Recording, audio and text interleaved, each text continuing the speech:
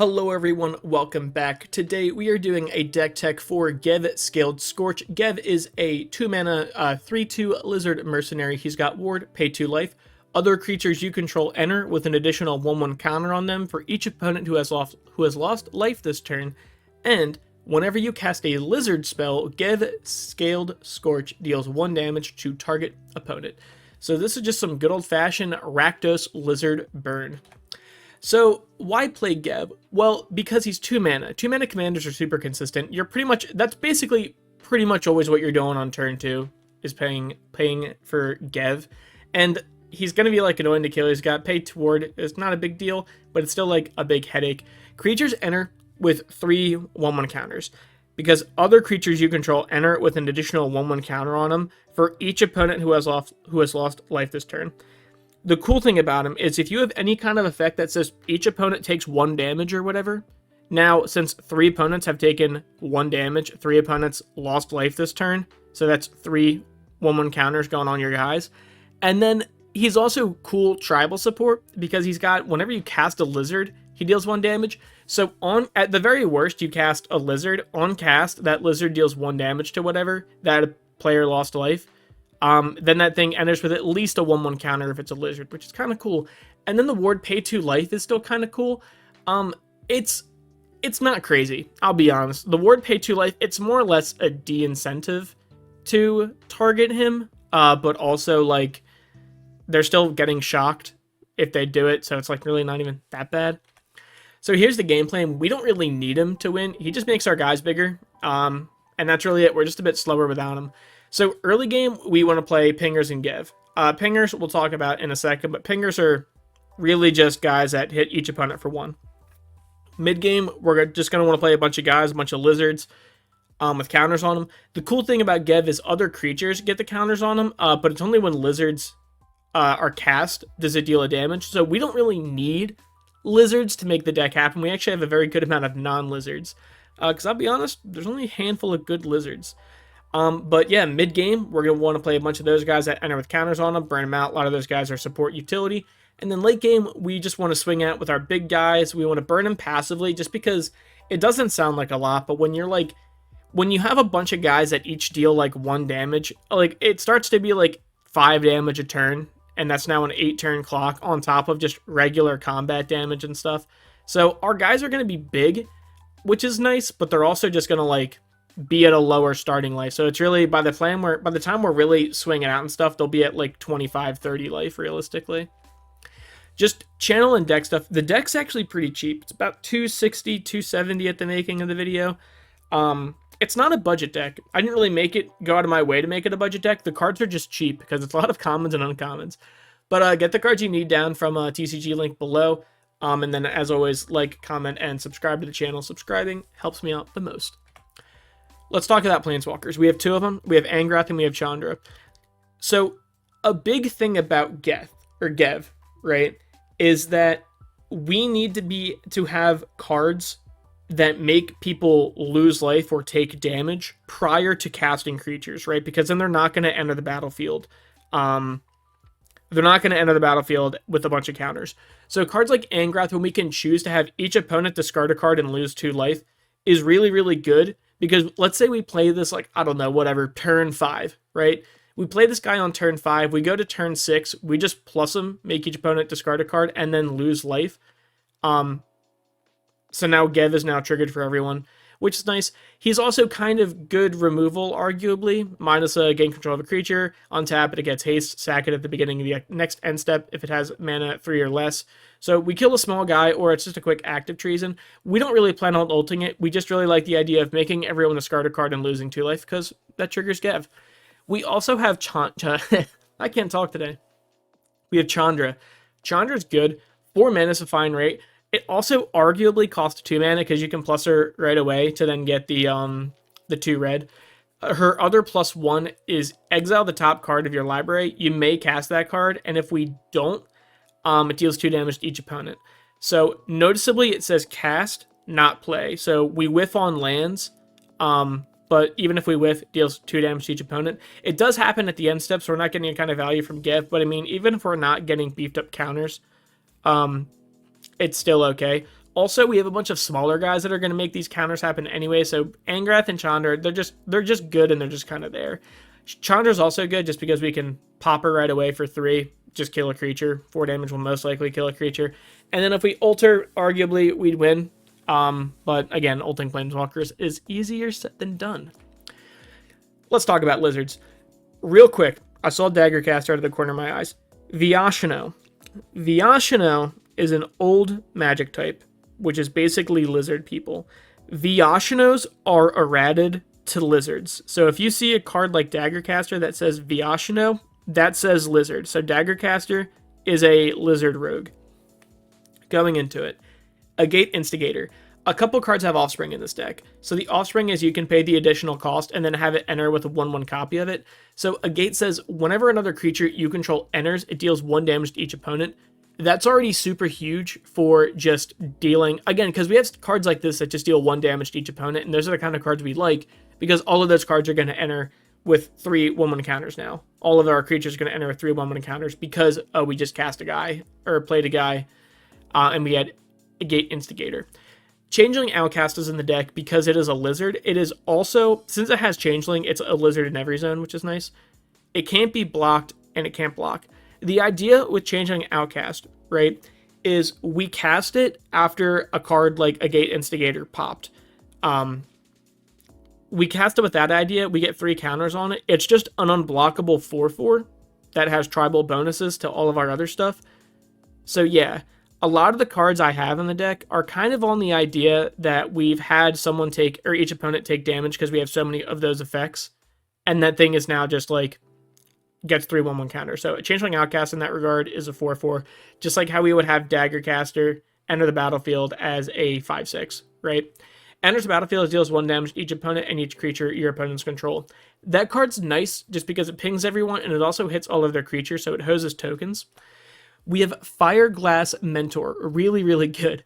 At the beginning of your second main, if an opponent lost life, exile the top 2 of your deck, choose one of them, and then you can just play that. It's basically just draw an extra card. Or look at the top 2, pick one of them, play it this turn. Really good. Flame Cash Gecko is nice. It's just basic. I'm looking at it as a free card, right? It enters if an opponent lost life. You get 2 mana. It costs 2 mana, so it arguably filters a little bit. And since it's going to enter as a 2 mana, it's basically a free 5/5 that we can then rummage whenever we need by paying 2. Gila Courser is nice. It'll just be, what, a 7/5? When it attacks, if it's saddled, exile the top card of your library, and then we can play that card. I'll be honest, so it's the card draw that red and black get. Red gets exile the top card of your deck, and you can play that until the end of turn of your next turn, and black gets lose a lot of life, draw cards. I prefer the impulse to this kind of effect because ideally we just want to be hurting our opponents. We're going to have to take some L's on damage just because we have some effects that hits everyone, but it's still fine. It's just good draw. Grey Waters Fixer. Each outlaw creature in your graveyard has Encore X, where X is its mana value. I will be honest, guys. When I was making this deck, I was going lizards. And then I started to notice, wow, a lot of lizards are outlaws. Outlaws are like assassins, mercenaries, warlocks, whatever have you, pirates. Basically the bad guys. They're like the opposite of party. But I'm like, we have a lot of mercenaries in this deck, so it kind of makes sense that we can encore them out if they die. We don't have a ton of recursion, so that's good recursion. Hearthborn Battler, haste. Whenever a player casts their second spell, deals 2 damage to target opponent. Really cool. It's also nice because you could have opponent A cast their second spell, and then you can have opponent B take that 2 damage, which is kind of cool. Hired Claw. Whenever you attack with 1 or more lizards, it deals 1 damage to target opponent. Then we can just pay 2 mana, put a 1/1 counter on it, activate it if an opponent lost life this turn, and only once each turn. Still pretty good. It just gets bigger. And the nice thing about him is we play him on 1, we attack, target opponent loses a life. And then if we get weird blocks, whenever, we can just pay 2 mana to make it a 2/3, which is kind of annoying. That gets bigger and bigger and bigger.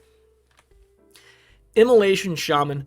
Whenever an opponent activates an ability of an artifact, creature, or land that isn't a mana ability, Immolation Shaman deals 1 damage to that player. Then we can pay 5 to pump it and give it menace. The cool thing about it is we don't really plan on doing this on our turn, right? Immolation Shaman is really just to deal with like our opponents like having utility artifacts, or our opponents tapping like their creatures for an effect, or fetching or activating the ability of a land, whatever, right? It just casual burn, and it's only 2 mana for a 1/3 blocker is fine. Iridescent Vine Lasher is just an absolute all-star. 1 mana for a 1/2, or 3 mana for a 1/2 and a 1/1. Whenever a land you control enters, deals 1 damage to target opponent. This is nice because and then if you have the Offspring, then you have the other one, and then a land enters, deals 2 instances of 1 damage to an opponent, which is cool. The nice thing about Iridescent Vine Lasher is that it benefits us just playing lands. So even like when we're just like we're late game and we draw a land, it's still not a loss because an opponent's taking damage. And even if we don't have like an ability that we could do quite yet that would make our things cost less or enter with more counters, rather, due to Gev, Iridescent Vine Lasher is a fine way to at least get some kind of counters started. 1 counter is better than no counters.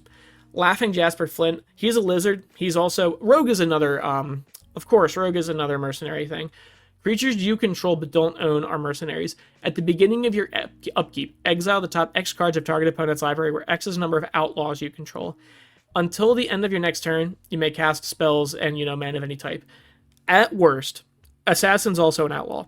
At worst, right, he's a rogue himself. Exile the top card of an opponent's library and we can cast that. Or is it cast or is it play? We can cast him, so no lands. But either way, right, at the very worst, we're getting an extra card on our turn. Magebane Lizard hates Storm players. Whenever a player casts a non-creature spell, deals 1 damage to that player equal to the number of non-creature spells they cast this turn. It's nice if someone's trying to combo off. It's really just nice just someone's like, yeah, like I'm going to play a kill spell. It's like, okay, well, you're at least taking 1 damage. He's also a 1/4 blocker, which gets, again, 3 counters as a 4/7 blocker. Thanks, Get. Metallic Mimic, it's going to enter. You're going to say Lizard. It's a Lizard. It doesn't get the cast trigger because it's not a cast. It's not a Lizard on cast. But then each other Lizard's going to enter the battlefield with a 1/1. Viashino, again, really a Lizard. Whenever he attacks, exile the top card of each player's library. You may play those cards this turn. And then, again, basically just more card draw. And then we can blitz him if he dies from the grave. Real good. Also, he enters as like a 6/6, which is good. Neheb the Eternal is straight up not even close to being a Lizard. Kind of. Maybe. I don't know. Maybe. A little bit. That's my final verdict. 5 mana 4/6 with Afflict 3, so like even if you block, it doesn't really matter. At the beginning of your post-combat main phase, add red and for 1 life for bled. Add red for each 1 life your opponents have lost this turn. This card's really great just because we do all our pinging pre-combat, and then we play our dudes, and our dudes enter big. We deal damage, and then damage is dealt. So then the Heb's like making us get like 10 mana or whatever, like a bunch of mana, just because our opponents lost a lot of life each turn, which is really good. We get a bunch of mana, so we can cast cards like Ojer, Axonil, however you pronounce these guys. Ojer's great. If a red source you control would deal an amount of non-combat damage less than his power, it deals equal to his power instead. Let's paint a picture. And then when he dies, he flips to that land. And then, yeah. Let's paint a picture. We have Gev on the field. Someone lost life. We then cast Ojer. Ojer enters. An opponent lost, or each opponent, got pinged. He enters a 3/1 counters. He's a 7/7. Now our pingers tap and deal 7, which is really nice. All of our little effects that say target opponent loses 1 life or deals 1 damage to whatever is now 7. So really good. At worst, it's 4. And then when he dies, he turns into a land. And then, we can flip him pretty easily, pretty consistently. Party Thrasher. Non-creature spells you cast from exile have Convoke. This is interesting because 1, he is a Lizard. 2, we have a lot of exile card stuff that let us draw. So now they're cheaper. At the beginning of your pre-combat main phase, you can discard a card. If we do, exile the top 2 cards. So it's more card draw. Our other effects cost 1 less, and now they cost 1 less. Also, he enters as a 3/7. Reptilian Recruiter, trample 4/2. It's going to enter as, a 7/5? Great. Choose target creature. If that creature's power is 2 or less, or you control a lizard, we have another lizard rather. We're lizard tribal. Gain control of that creature, gains haste, untap it, whatever. and then it goes back at the end step, which is great because it's just a funny little steal a card, hit someone for real hard. He's also a lizard himself. He's got trample for 7 power. Roaming Throne is nuts, I'll say.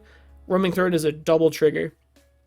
When he enters, say lizard, he is a lizard. He does, like a metallic mimic, he doesn't get the cast trigger. If a triggered ability of a creature you control triggers, it triggers an additional time. So now we have cards like Party Thrasher, which now we're going to get 4 cards. Reptilian Recruiter is now we're going to get 2 creatures. Gev is now going to give us 6 counters instead of the 3. It's goes kind of nuts.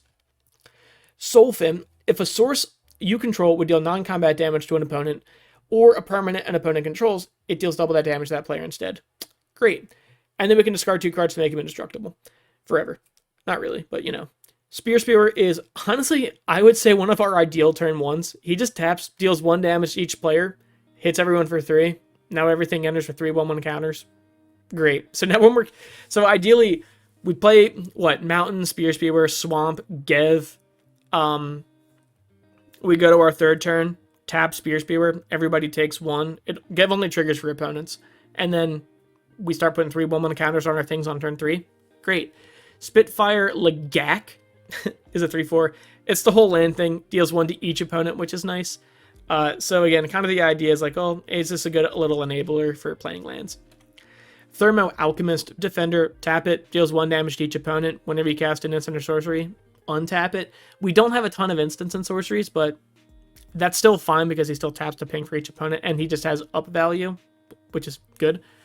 Torbran, if a red source you control would deal damage to an opponent, it deals 2, that much plus 2. So now Thermo Alchemist deals 3 to each opponent, which is good. And then all of our guys deal an extra 2, or all of our red guys deal an extra 2 damage. I have a Torbran commander deck. I love Torbran. I'm very biased for Torbran. Valley Flamecaller, 3 mana 3/3, great rate. Lizard Warlock, that's a mercenary. If a lizard, mouse, otter, or raccoon you control would deal damage to a permanent or player, it deals that much damage plus 1 instead. Whew. It's just more damage, pretty much. It's basically a baby tribal Torbran. That's way easier to cast. And arguably, when you look at, like, just how you look at Torbran as a 2/4, he's actually a 4/4 because he counts himself. And then Flame Valley also is basically a 4/3 for 3, which is good. And then the final 2 creatures, we have Valley Rockcaller. He is not even close to being a lizard. Well, he's kind of close to being a lizard. It's basically a lizard with fur. And there's a lizard in the art. Doesn't matter. I like lizards. I also like squirrels. I like Bloomberry, but Bloomberry's a good set. 3 mana. Sorry. 2 mana for a 1/3 menace. When he attacks, each opponent loses X life and you gain X life, or X's number of other squirrels, bats, rats, lizards you control. Which is great because 1, he enters as a 3/6. With menace, we attack, we're going to gain a ton of life, which is good. One of the issues with Group Slug and kind of like burn decks is a lot of the time you have to hit yourself, but the idea is that you hit your opponents for a little bit more. Having black is nice because it helps us recuperate some of that life. Vyashino Heretic, that's a summon Vyashino. It's really a lizard. Pay 2, tap it, pop an artifact. He deals damage equal to that artifact's mana value to the controller, which is great. So, I don't know, you pop like a Panharmonicon, they take you for 2 mana, they take 4. It's good.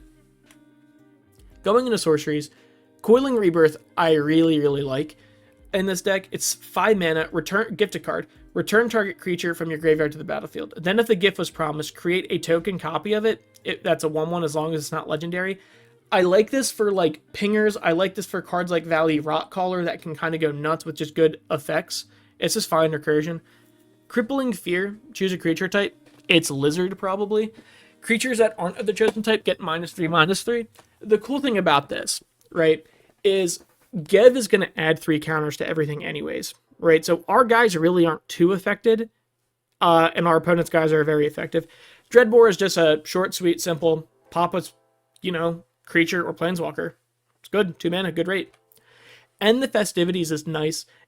It goes nuts with cards like Torbran or Sulfim or Oxenil or whatever that red god's name is.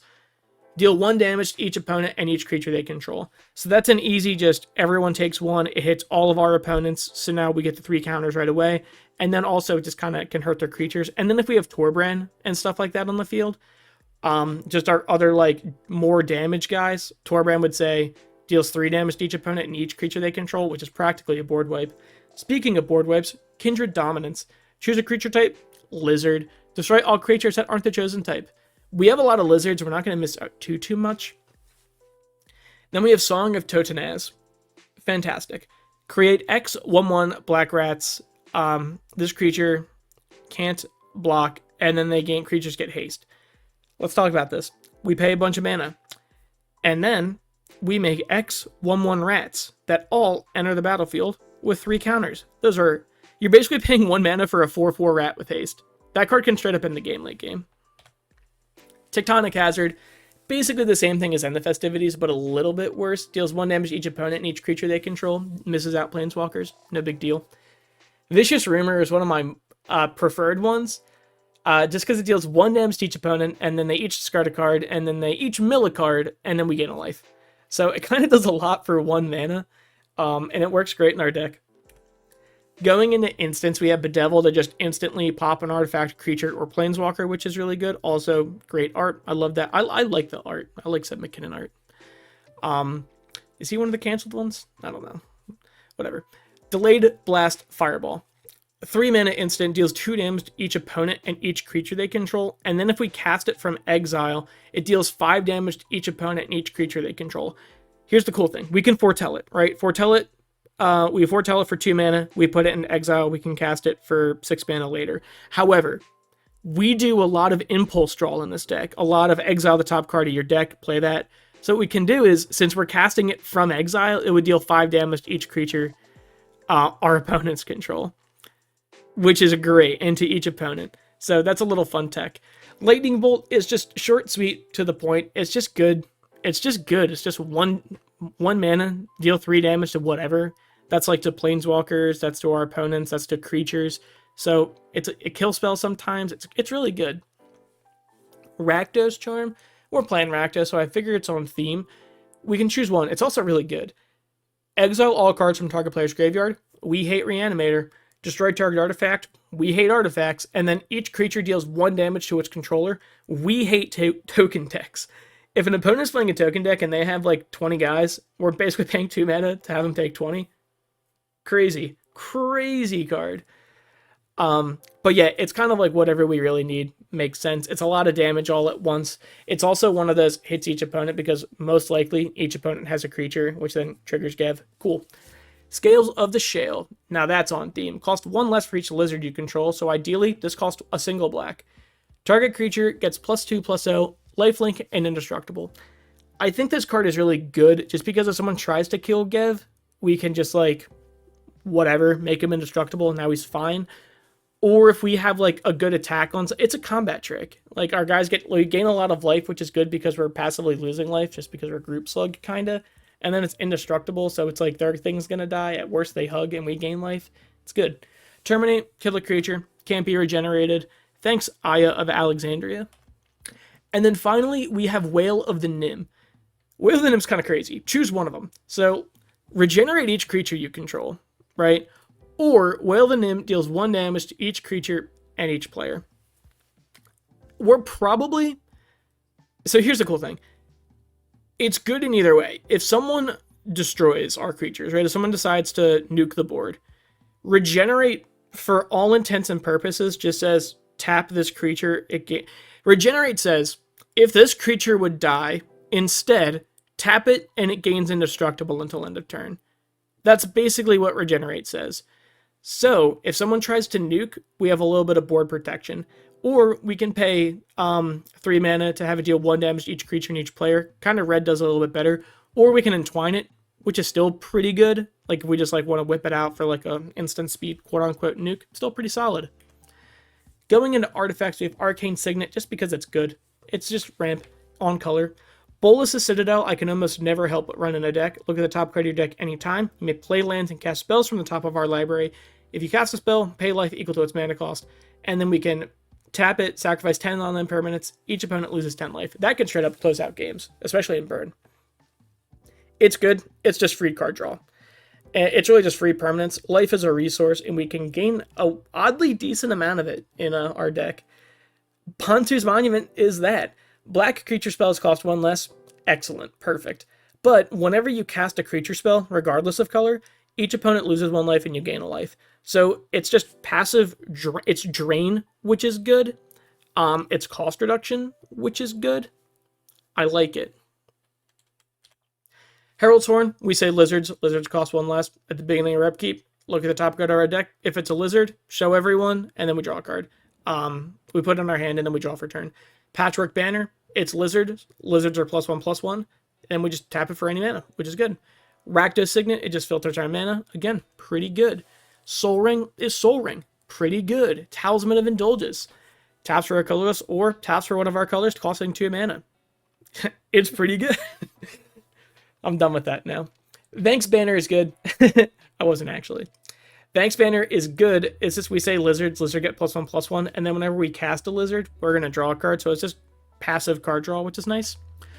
Going into enchantments, Artist Talents. I have a lot of Bloomberry cards in this because, I don't know, lizards. Whenever you cast a non-creature spell, you may discard a card. If we do, draw a card. Beautiful. That's great card advantage. You know, it's hand filtering. It's good. Non-creature spells cost 1 less, which is great when we choose to level it up. And then when we level it up again, if a source you control would deal non-combat damage to an opponent or a permanent an opponent controls, it deals that much +2. So now all of our pingers deal like an extra 2 damage, which is really nice. Our non-creatures cost 1 less. It's really just good overall. And it's honestly like if we got nothing else to do on our turn, just level it up. Doesn't cost that much to level it up. Black Market Connections. Choose any one of these or more on our pre-combat. Make a treasure and lose a life, draw a card, lose 2 life, or make a 3/3 colorless changeling and lose 3 life. The way I look at this is almost always am I losing 3 life for a treasure and card draw. It's just more mana and card draw, and 3 life is a great rate for that. The interesting thing about Tribal and with Geth is if we can do it on time or we have like an instant speed pinger or whatever, when we make this 3/2, since it enters, it'll be a 5/4, which is, sorry, a 6/5 for 3 life, which is pretty good. Black Market Connections is a great card. Fiery Emancipation with my main man Torbrand on it. If a source you control deal damage to a permanent or player, deals triple. Kind of self-explanatory. Dealing triple damage is kind of nuts. We have Impact Tremors, just whenever a creature enters the battlefield, deals 1 damage to each opponent.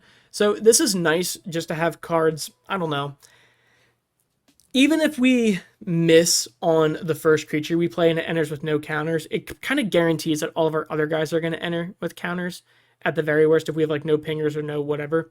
Pyrohemia, at the end of turn, if no creatures are in play, sacrifice it, and then we can pay 1 mana to deal 1 damage to each creature and each player. Ideally, it's not going to kill our creatures. It's 1 mana to enable Gev's ability, which is nice. Sanctum of Stone Fangs. We have no other shrines in this deck. At the beginning of your pre-combat main phase, each opponent loses 1 life and you gain X life or X number of shrines. So it's 1. Everyone's going to lose a life, we're going to gain a life. A couple reasons I have this one in. 1, it costs 2 mana. 2, a lot of the things that do this drain effect are either too costly or they do it at upkeep. And they're either too costly, they do it at like the upkeep, which is, I guess, fine, but then they cost like 4. Or they do the effect for a good rate, but they do it like on combat or at the end of turn. So we don't really want that, because ideally we'd want to do it before combat in case we have any hasty things, but I like it. It's good. It's 2 mana too. Theater of Horrors. At the beginning of your upkeep, exile the top card of your deck. During your turn, if an opponent has lost life this turn, you may play lands and cast spells from among cards exiled with Theater of Horrors. And then, to enable itself, we pay 4 mana to deal 1 damage to target opponent or planeswalker. So we don't really have to worry about paying 4 mana for that, just because the nature of the deck has a lot of pinging and little burn and drain. It's really just lost life, which is nice, which is good. And then, just for fun, if we have 4 mana and it's like our opponent's passing and like we have 4 mana open, we can just deal 1 damage to whatever. Why not? Civic Unrest. Non-token creatures you control have a riot, which they're either hasty or they enter with a 1/1 counter. Do what you will with that. If a creature you control with a 1/1 counter on it would deal damage to a permanent or player, it deals doubles that damage. Gev puts a lot of counters on things, so ideally we just give him haste. If we got good attacks, we can give him haste and then maybe draw some cards. If we don't have good attacks or it's awkward or we can't with like a ghostly prison or whatever, just put an extra counter on it. Still not bad. Then Virtue of Courage. we're going to pay 2 mana first. It deals 2 damage to any target. Ideally, we're going to shock like a mana dork or something small.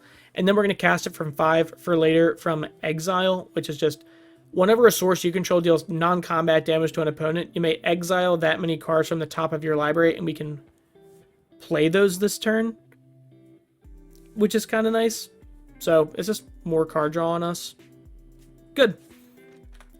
Going into lands, it's honestly nothing too crazy. It's Blood Crypt, so it's just both colors. Canyon Slow.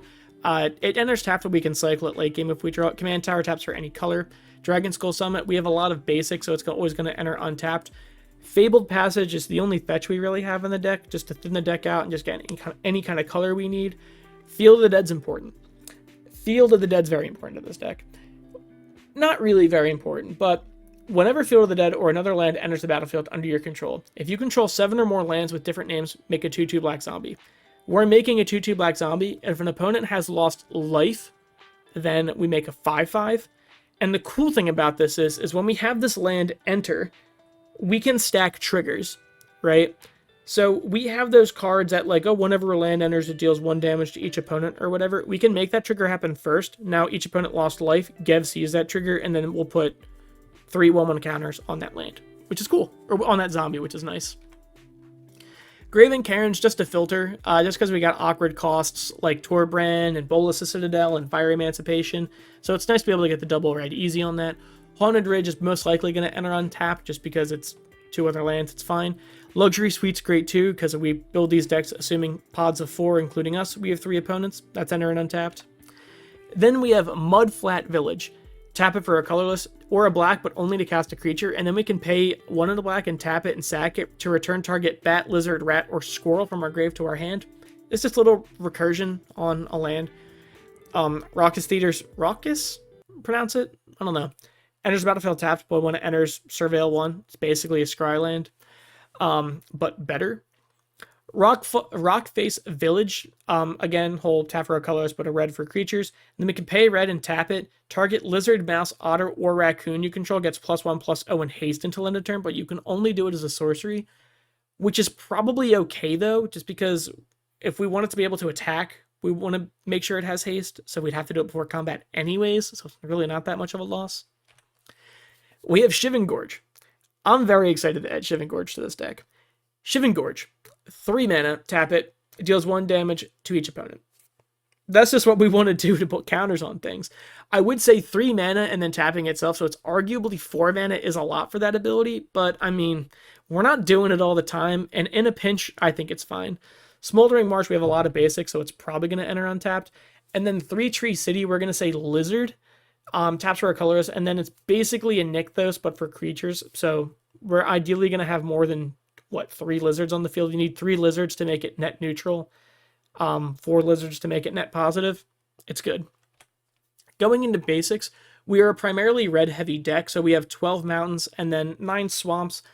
I think that totals us up to be about 35 or 36 lands, not really including like the lands that flip like the Ojer or whatever. So I think that's fine for the curve and everything. We're a pretty low curve deck.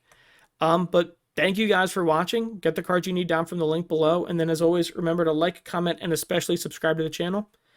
And I will see you guys next time.